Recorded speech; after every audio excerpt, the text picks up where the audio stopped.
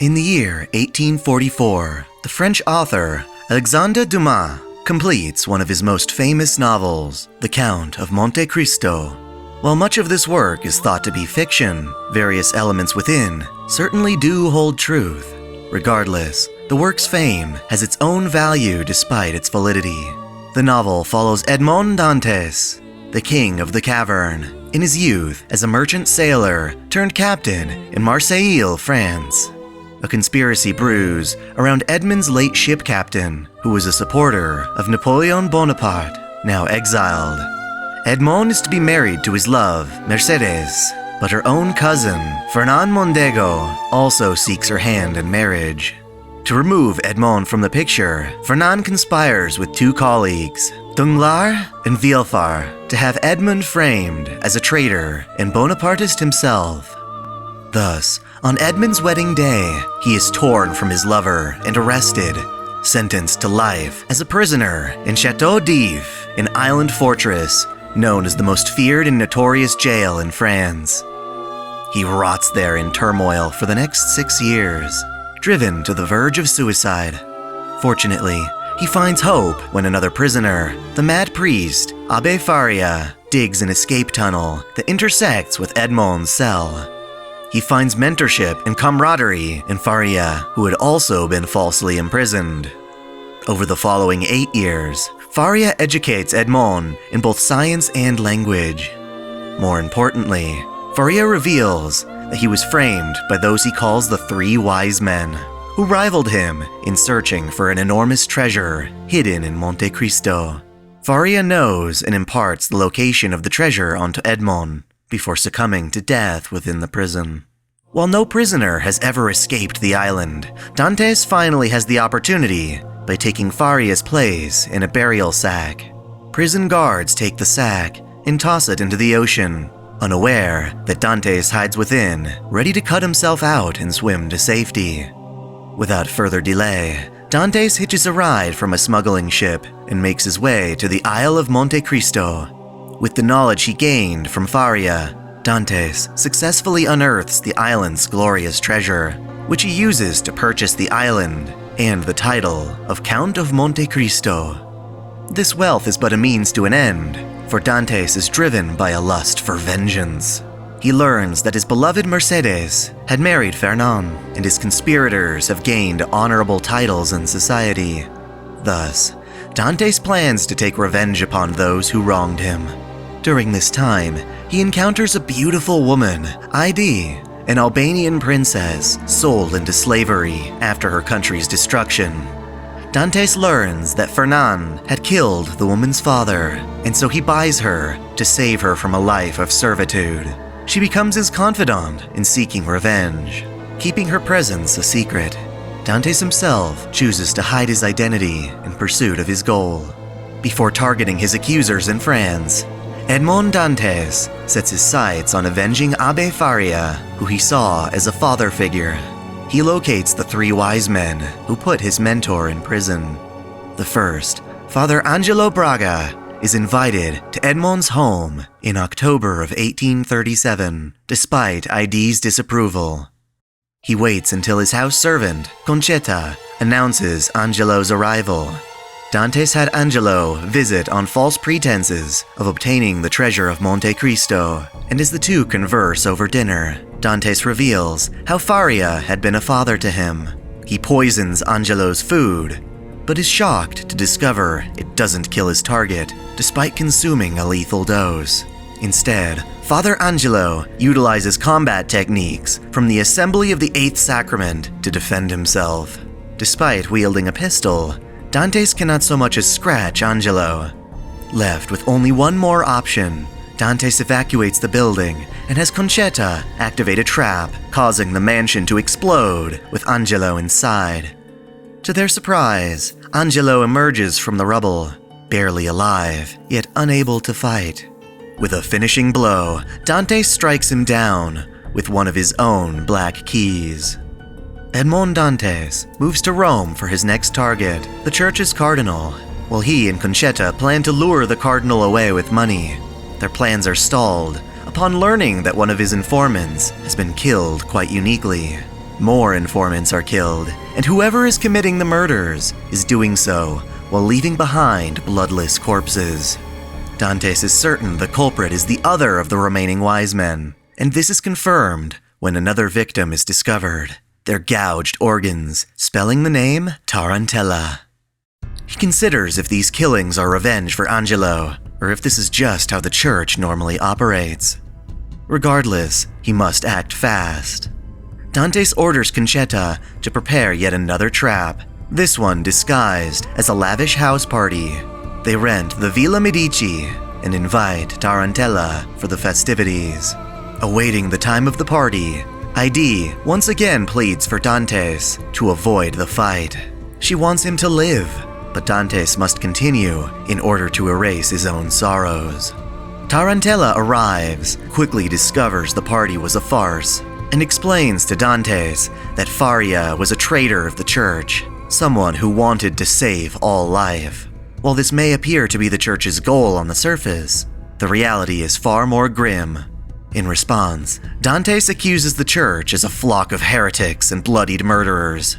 He unleashes a trap that impales Tarantella with spears and binds him in chains built to restrain tigers.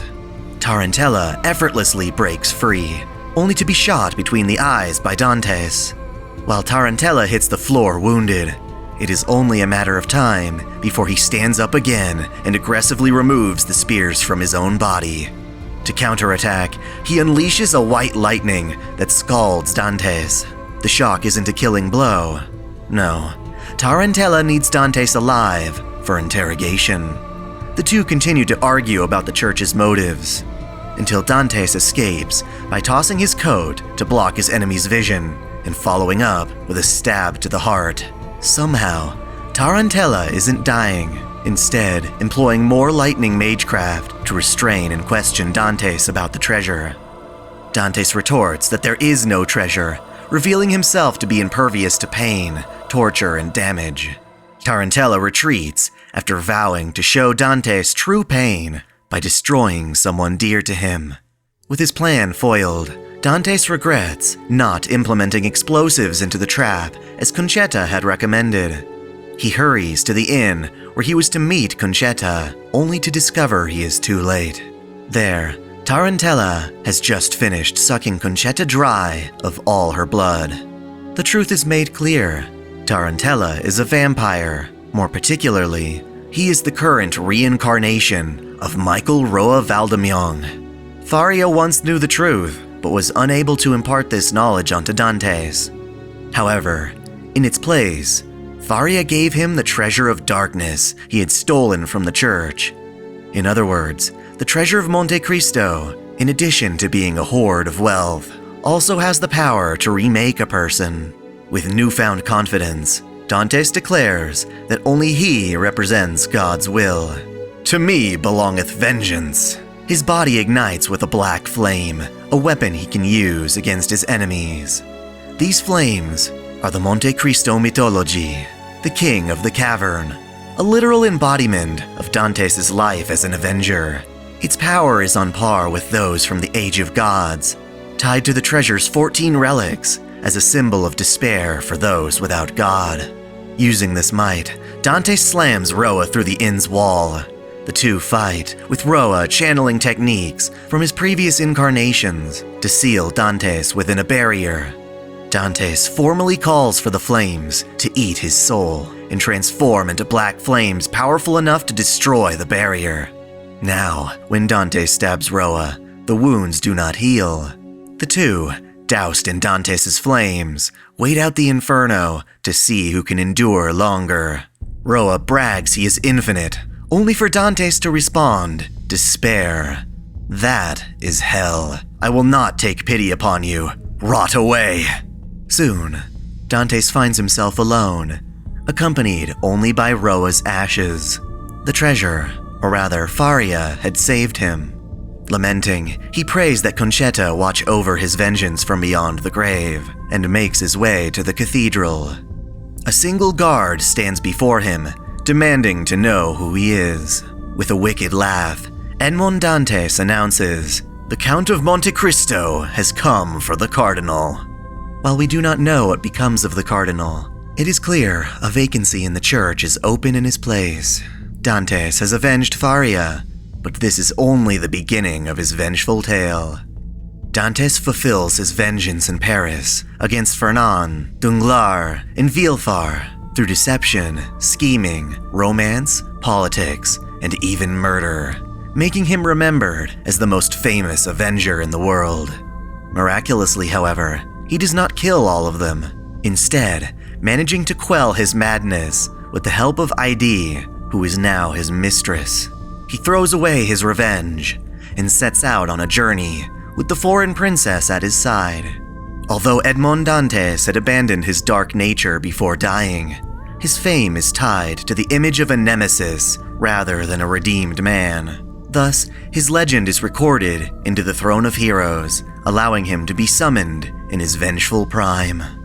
In the modern era, the Chaldea Security Organization struggles to save humanity from incineration.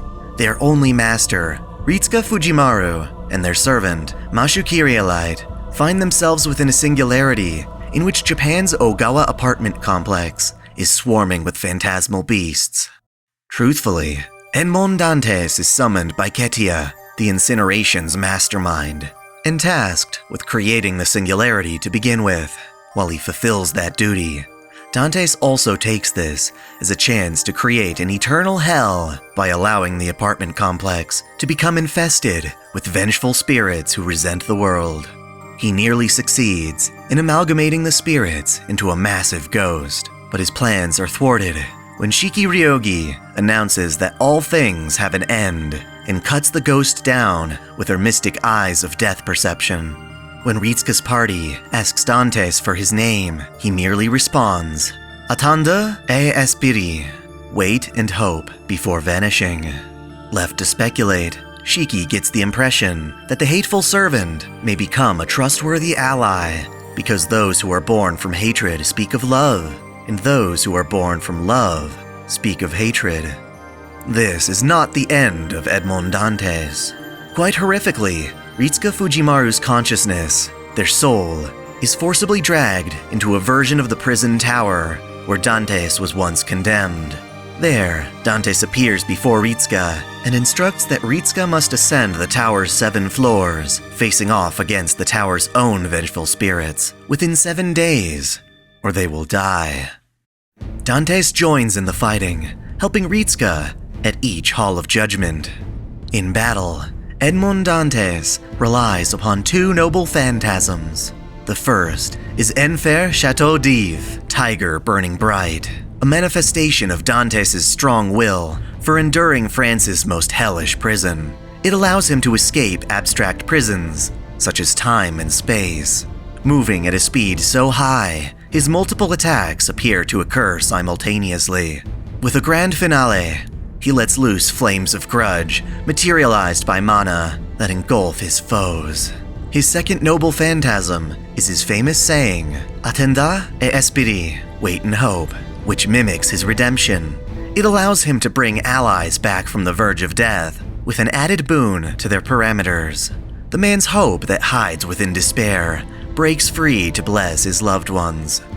Dantes and Ritsuka encounter despairing heroic spirits of various sins on each floor that must be defeated to proceed, namely Phantom of the Opera, Fargus, Gilles de Rais, Caligula, Jeanne d'Arc, and Shiro Amakusa Tokisada.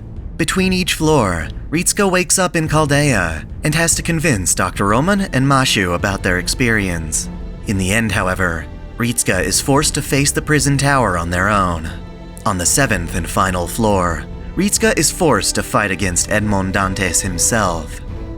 Dantes is defeated and explains that the tower prison is a trap set up by the King of Mages, and he is merely a pawn to condemn Ritsuka. Thus, he views his defeat as liberation. He curses the King of Mages as a fool for choosing him for this task, laughing maniacally. Once more, he declares, "Attendre et espérer," before fading away. Ritsuka is freed from the trap, waking in Chaldea once more, now knowing of the inherent goodness that remains in Dantes' heart. Moving forward, the young master may very well see Avenger again on a brighter note as they work together to thwart the demon gods. Ultimately, the servant who claimed to be completely enveloped in raging vengeance reveals a glimmer of hope for all humanity.